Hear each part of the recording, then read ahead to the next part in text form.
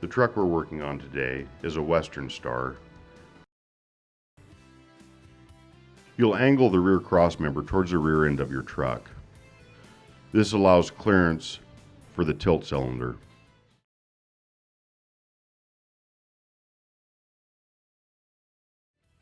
It's important when you install this to make sure that it's level and balanced. The beam itself weighs about 900 to 1100 pounds.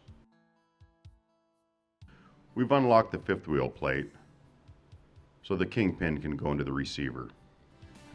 Now we have our RTU beam locked in and positioned on the truck. Now we'll install our strut arms. We'll start by mounting our strut arm over a pre-existing pin on the front of the fifth wheel beam. Next we'll insert our strut pin. The bottom of the pin should be slightly angled towards the cab of the tractor. This can run up to a 45-degree angle. We'll adjust the strut with a knurled knob on the top of the strut tower. This will give us our height, and once our height is achieved, we'll insert our frame tab pin.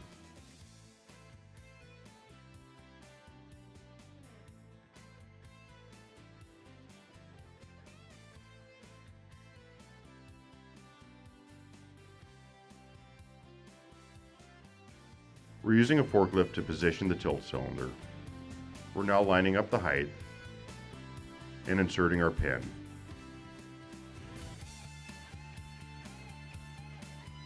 And now we're pinning our Zacklift on.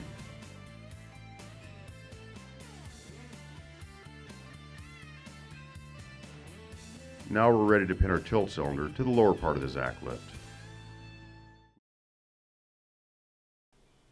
And this is the final product.